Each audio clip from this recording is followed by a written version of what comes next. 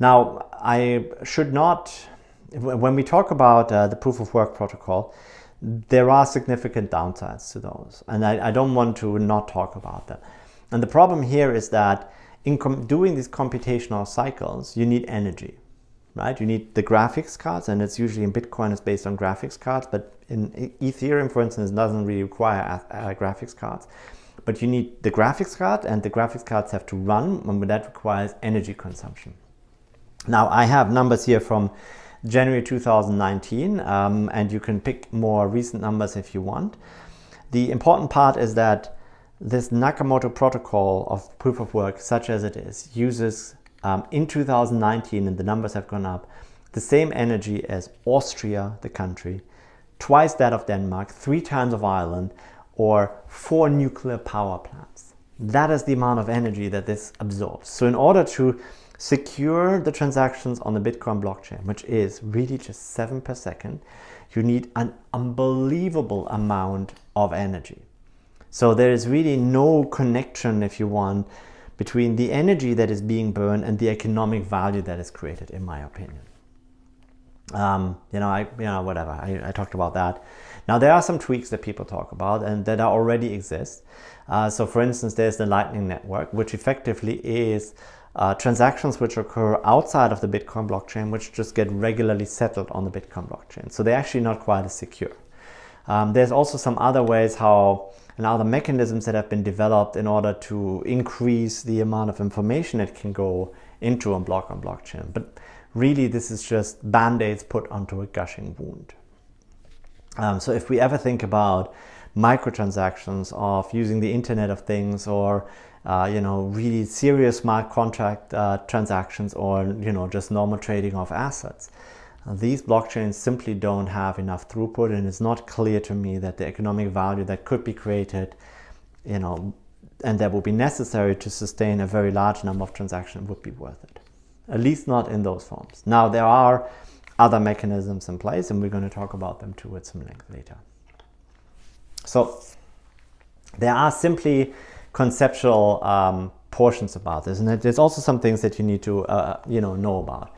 Number one, so proof of work is really a probabilistic settlement. So there is no finality ever.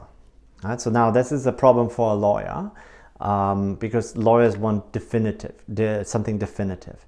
Now, for any practical purposes, settlement happens with a probability which is arbitrarily close to 1 and can be made to be arbitrarily close to 1, but it is never 100% finite.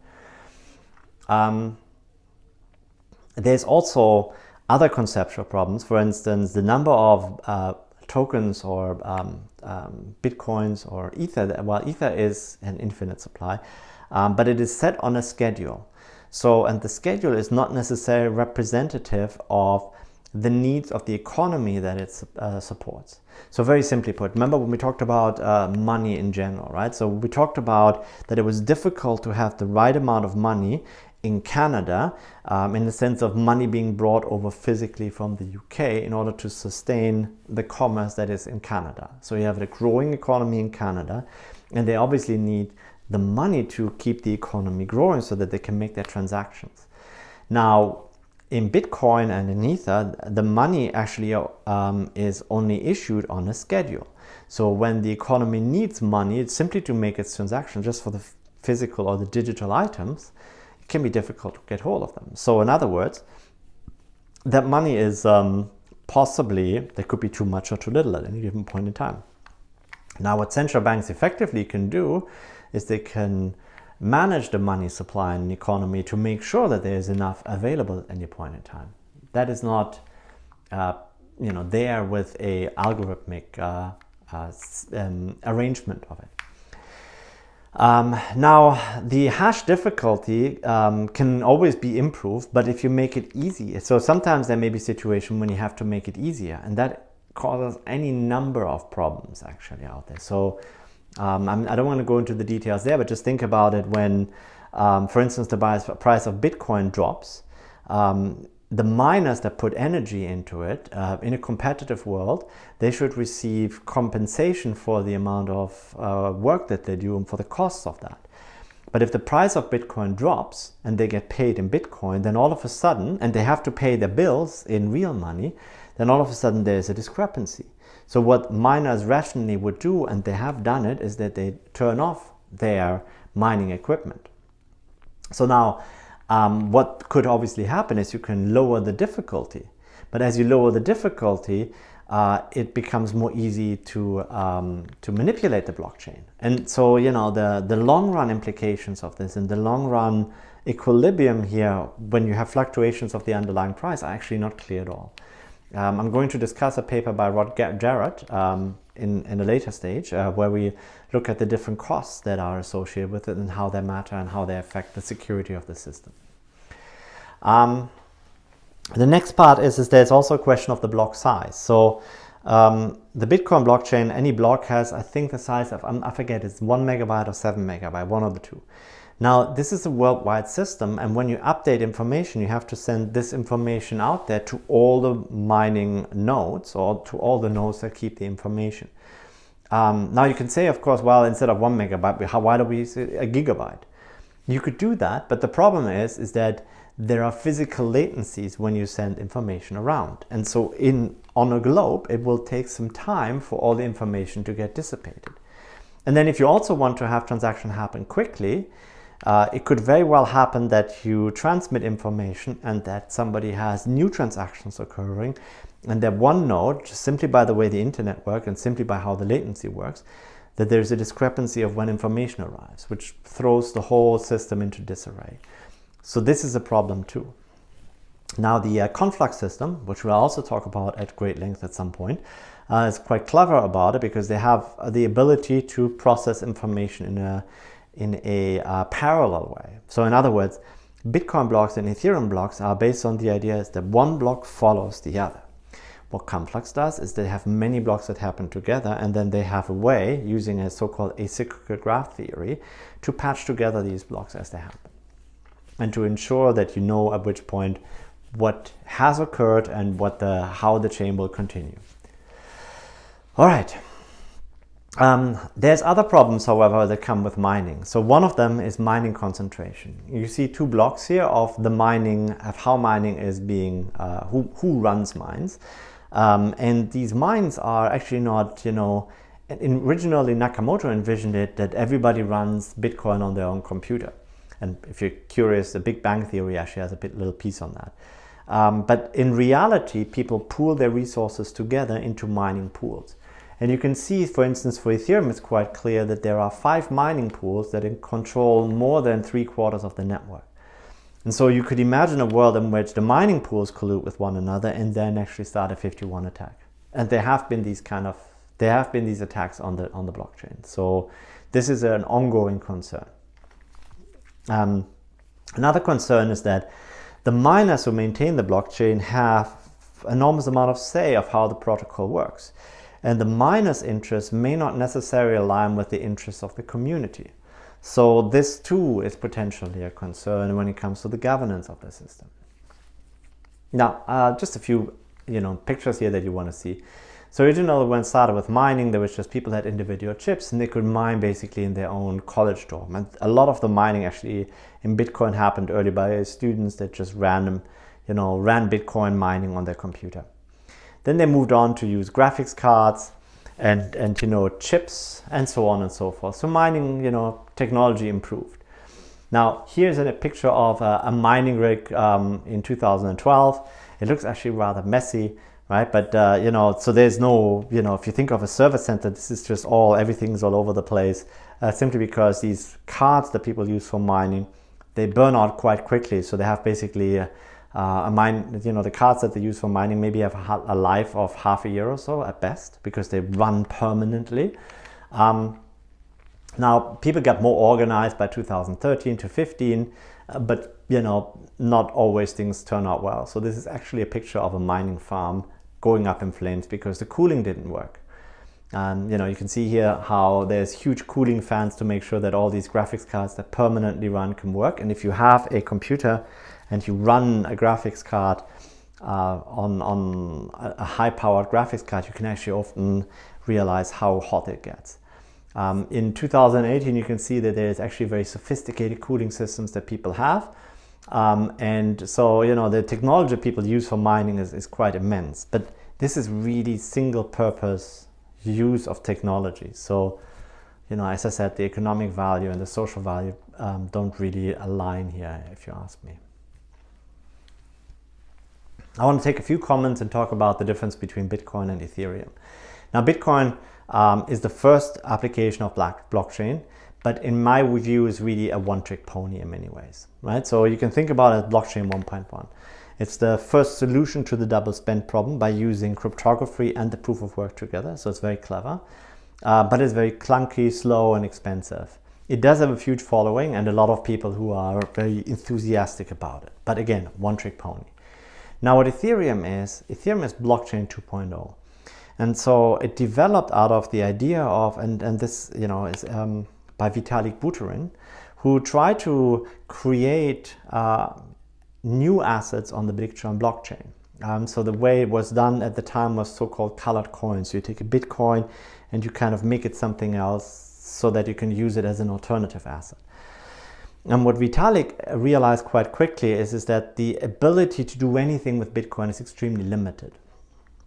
So he came up with this grand idea of to say, well, why can't we have a world in which we have the decentralized execution of code with what's referred to as a universal Turing machine. So basically anything, a Turing machine is anything that can be put into a normal code is as a universal Turing machine, right?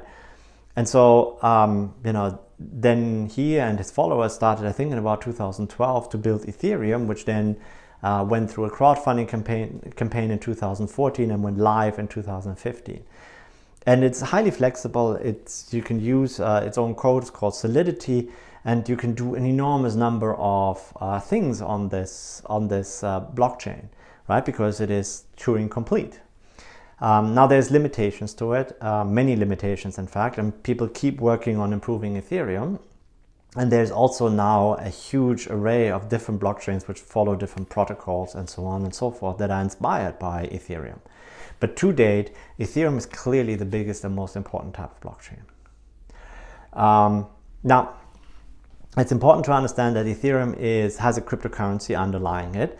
But it really is conceptually set up differently, right? So in Bitcoin, in principle, you can ask for a transaction to be processed for free.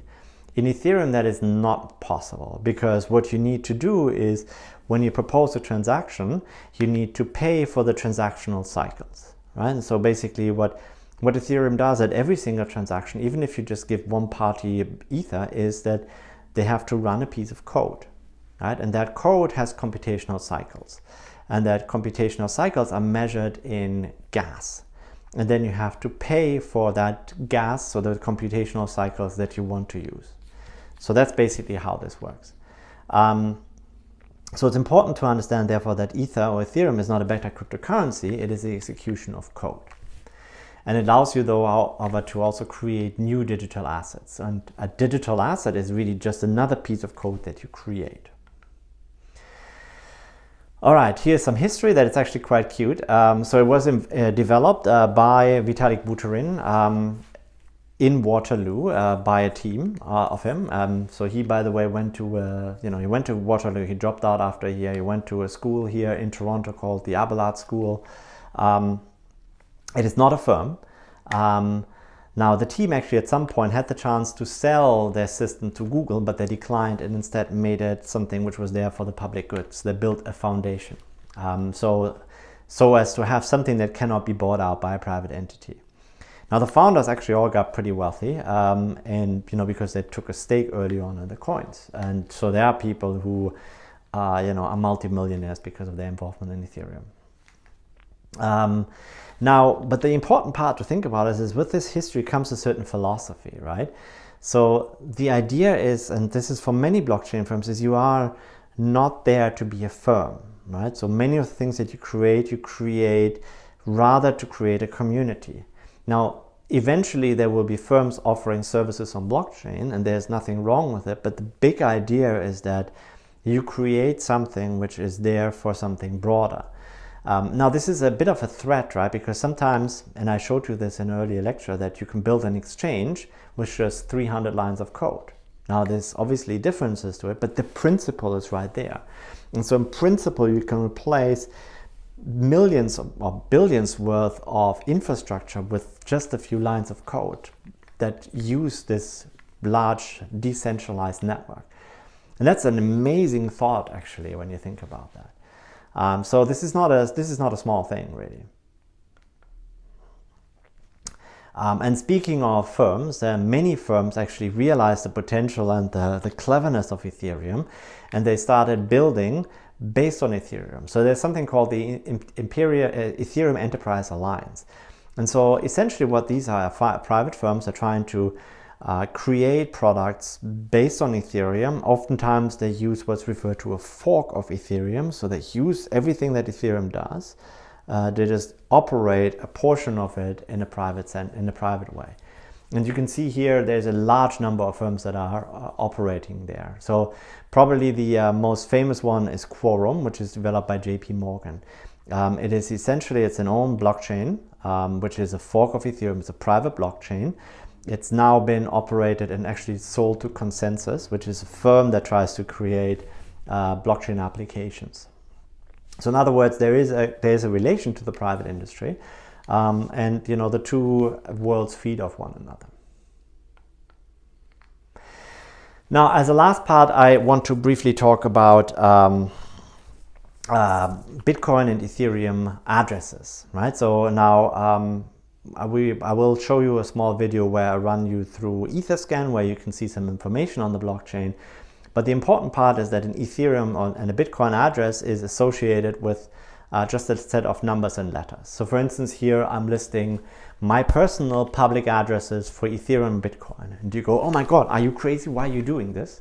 Right? You would never give out your bank account information, for instance. Well, but in Ethereum, this is essentially how it works. You just give out your public information and nobody can do anything with it. They can check what you did, fine, but you know, it's not like anybody can steal my money that way just by knowing these public addresses. So Bitcoin always starts with 1, and by the way, Ethereum always starts with 0x. Well, not always. There's now new addresses because they're kind of running out of them, but you can see that they start with there's a certain scheme to it. So the general rule is that in Bitcoin starts with a 1, yeah, and Ethereum starts with 0x. So okay, so now Bitcoin addresses. Now usually the way it works is that your wallet creates your public and private keys, and so the way it works is that they use the elliptic curve algorithm, right? So with the RSA mechanism, remember we picked the primes, the E and the D, right? With elliptic curves, you pick a point on a particular curve. And so your wallet does this and they actually create the public and private keys for you. And Bitcoin sort of works a little differently. There's a perpetually created, there's a lot of new addresses created, generally speaking. In Ethereum, it works slightly differently. So the addresses are, usually you have a single address that you use. Okay, so now the way in Bitcoin this works, there's a series of hashing operations where this is done. I'm not going to go into the details there. I'm just going to go show you actually how, you know, actually this, oh yeah, this is the Bitcoin thing. There's actually a particular way how this is done.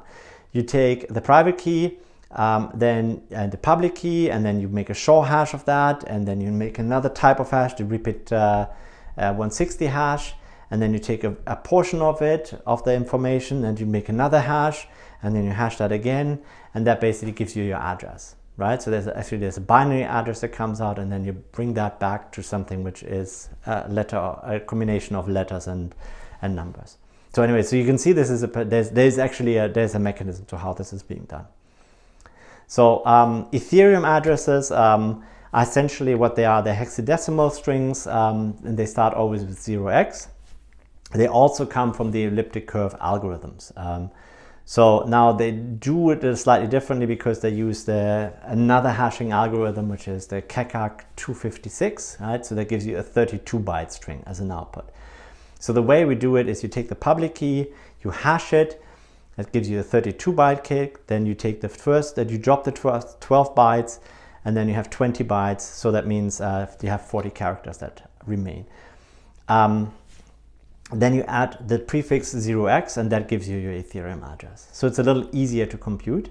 So it's not as crafty, but there's something cool about it, which is actually has the same length as an account number in the IBAN system. So it's the international banking system, which is not used in North America, but which is used in Europe, for instance, to make transfers between accounts.